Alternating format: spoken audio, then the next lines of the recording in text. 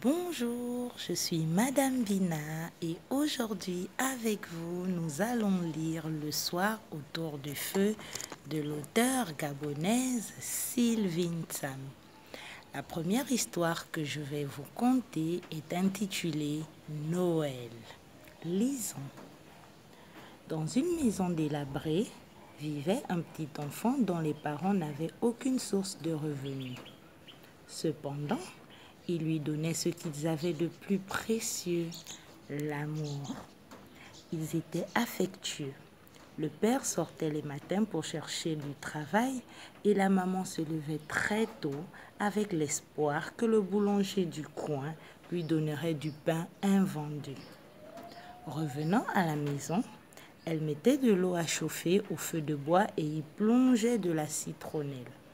Ce parfum réveillait l'époux et l'enfant qui, après une toilette, venaient s'installer sur des bancs car ils n'avaient pas de table et prenaient ainsi leur petit déjeuner. À midi, ils se contentaient de ce que la nature leur offrait, feuilles de manioc et tubercules. Ils s'accommodaient de leur existence. D'ailleurs, que pouvaient-ils faire d'autre? Mais alors vint le jour qui troubla cette quiétude. C'était Noël, jour de joie, de fête et de partage. La famille était triste. Les parents n'avaient rien à offrir à leur enfant chéri. L'enfant, qui comprenait l'impossibilité de ses parents à lui offrir un jouet, s'enfermait dans sa chambre, chantonnait, mais en réalité, il pleurait. Des larmes inondaient son visage, mais ce qui le faisait souffrir énormément, c'était la tristesse de ses parents. C'est dans cette atmosphère lourde qu'on cogna à leur porte. L'époux se leva timidement et alla ouvrir la porte. Devant lui se tenait un Père Noël qui demanda après leur enfant. Celui-ci sortit en courant de la chambre, les yeux rougis, mais un sourire aux lèvres. « Joyeux Noël, mon enfant !» La deuxième histoire est intitulée « La voleuse de maïs ». Dans un village vivait une femme paresseuse qui passait toutes ses journées dans sa case, assise à observer le ciel, pendant que les autres s'adonnaient aux travaux champêtres. Pour nourrir sa famille, elle épiait le retour de ses congénères pour aller chercher de quoi manger dans leurs champs. Certains jours, panier au dos, elle faisait semblant d'aller en brousse cultiver. En réalité, elle ne quittait pas le village. Elle s'en éloignait tout simplement pour s'adonner à l'une de ses occupations favorites, rêvasser. Elle s'asseyait au pied d'un arbre et regardait les oiseaux, les fourmis, appréciait la quiétude de ce lieu. Après plusieurs heures de rêverie, elle se levait et se dirigeait vers les différentes plantations, arrachant les arachides d'ici, coupant un régime de bananes par là, déterrant les tubercules un peu plus loin. Intelligente, elle s'arrangeait à prendre quotidiennement de petites quantités pour ne pas éveiller les soupçons. Un jour, croyant que son fils cautionnerait ses égarements, elle l'invita à l'accompagner. Arrivée dans un champ, elle lui dit de surveiller le chemin du village au cas où quelqu'un viendrait. Contre toute attente, le fils répliqua « Maman, tu me demandes de surveiller si quelqu'un vient, mais qui surveillera Dieu ?» Embarrassée, la voleuse abandonna sa basse besogne et rentra au village. En chemin, elle prit la décision de travailler désormais comme les autres femmes. La troisième histoire est intitulée « Le jeune homme qui savait tout ». Chaque fois que son père l'appelait, avant même qu'il n'ait terminé sa phrase, il répondait déjà « Je sais ». Un jour, le père qui était assis au corps de garde envoya quelqu'un dire à son fils d'aller lui cueillir une cola à la plantation. Sans attendre, le fils partit. Pour lui, c'était chose facile, puisque le colatier n'avait pas plus d'1 mètre de haut. Lorsqu'il arriva près de l'arbre, au moment de saisir l'unique fruit, l'arbre grandit, mesurant 3 fois sa taille. Surpris, il revint vers son père, le lui expliqua. Le père tranquillement insista qu'il lui apportât le fruit. Sur cette indifférence de son père, il retourna à la plantation. L'arbre avait retrouvé sa taille initiale, mais à son approche, il grandit. Intrigué, il s'assit, réfléchit et, se dirigeant vers le corps de garde, s'agenouilla devant son père, puis, tête baissée, reconnut son ignorance. C'est pourquoi il est conseillé aux jeunes d'écouter les adultes. Passons à la 4e histoire. Elle est intitulée « La forêt interdite ». Dans un village, il y avait une forêt interdite que personne jamais n'est visité. Les villageois construisaient un enclos pour dissuader les habitants de s'y aventurer. Même les animaux domestiques respectaient la consigne faite aux hommes. Chaque famille transmettait cette interdiction comme premier commandement à sa descendance. C'est ainsi que naquit un enfant talentueux qui savait jouer de tous les instruments de musique à sa portée. Un jour, on lui offrit une guitare et depuis, il ne s'en sépara plus. Emporté par les belles harmonies, il escalada l'enclos, marcha dans cette forêt vierge où les animaux se déplaçaient sans crainte. Il sentit une certaine paix intérieure qui lui fit composer des mélodies. Malheureusement, son inspiration fut interrompue par l'éléphant et la tortue qui lui demandèrent s'il avait reçu une autorisation de circuler dans leur territoire. Sans attendre sa réponse, l'éléphant le prit par la trompe et l'emmena chez lui, où il fut décidé instamment de le manger le lendemain. Les deux amis allèrent couper le bois qui servirait à la cuisson de leur prisonnier. Pendant leur absence, le jeune homme se mit à chanter. La chanson était si belle que la femme de l'éléphant et celle de la tortue détachèrent le chanteur, lui remirent la guitare pour accompagner ses paroles. Mais le chanteur posa une condition: sa liberté pour chanter. Les femmes acceptèrent. Il se mit à chanter et les femmes dansèrent, chantèrent jusqu'à épuisement et le libérèrent, tout en le conseillant de ne plus revenir. La 5e histoire est intitulée L'avare. Un jeune handicapé se mettait à chanter d'une voix suave chaque fin de journée pour attirer les jeunes filles du village. Sa tante le plaçait près de la porte principale de sa cuisine pour mieux se faire entendre. Là, il appelait les jeunes filles à qui il proposait son amitié. Alors, chaque fille se précipitant hors de la cuisine de sa mère, toutes rivalisaient dans la rapidité pour arriver la première. Le chanteur, qui scrutait la cour, faisait signe à sa tante de le cacher sous le panier.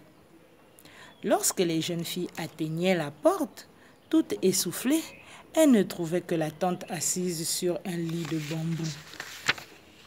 Elle feignait l'étonnement et leur répondait que son neveu venait d'aller en brousse pour chasser parce qu'il n'avait rien à manger. Un peu déçues, elles promirent de leur apporter à manger le soir, ce qui fut fait. À la nuit tombée, s'assurant que toutes les portes étaient bien fermées, la tante sortit son neveu et lui montra les différents mets à porter.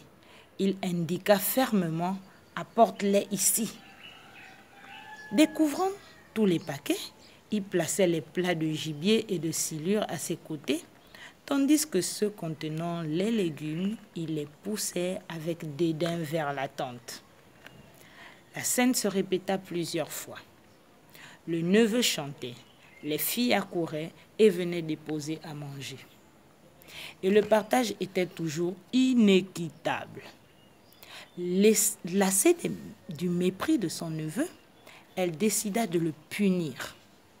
Comme d'habitude, il demanda à sa tante de le placer à la porte pour sa séance de chant.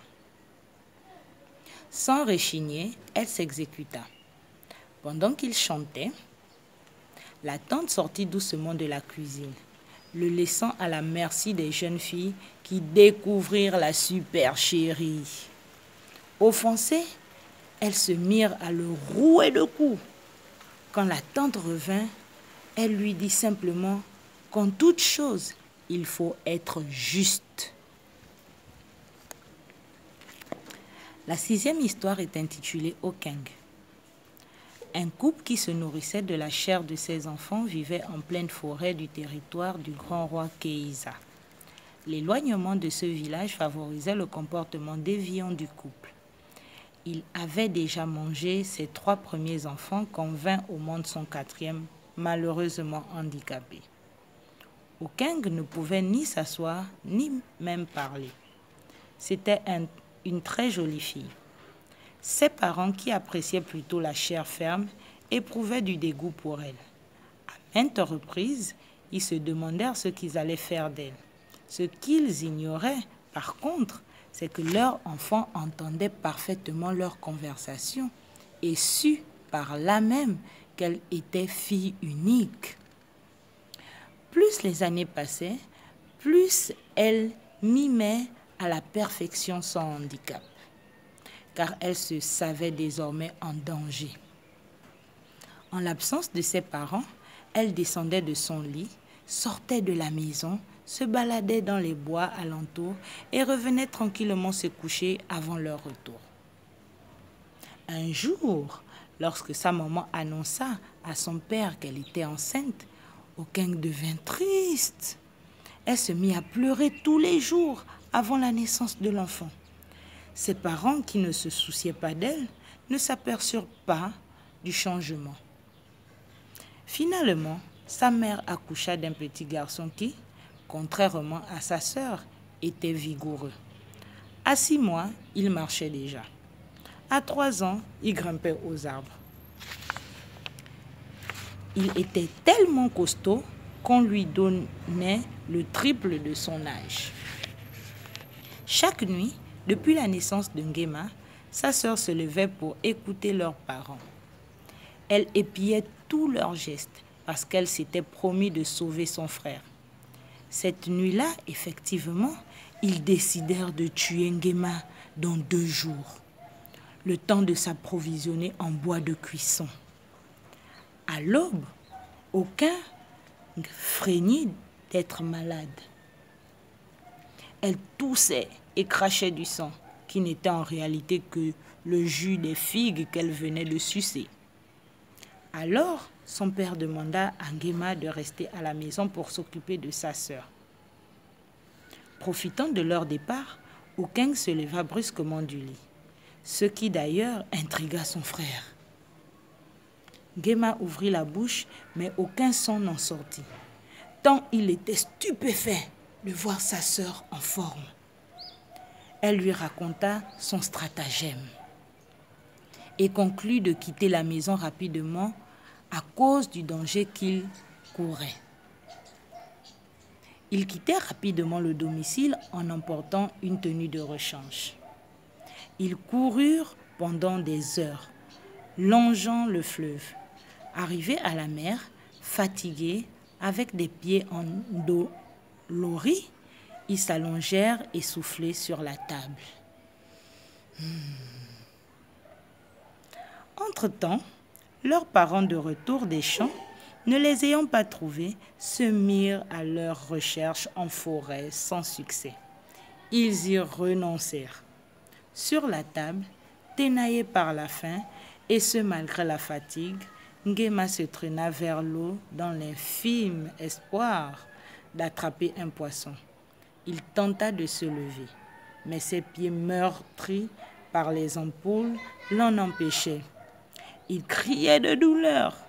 Soucieuse, sa sœur lui conseilla de ne pas se fatiguer parce qu'elle avait une solution. C'est ainsi qu'elle lui dévoila ses multiples pouvoirs. Se levant, elle marcha vers l'eau. Au fur et à mesure qu'elle avançait, la mer séchait. Ils purent tout naturellement ramasser le poisson qu'ils firent cuire. Ils passèrent la nuit au pied de l'arbre. Le jour suivant, ils continuèrent leur route et arrivèrent à la capitale du grand roi Keïsa, où il était interdit de mentir, de se bagarrer, etc.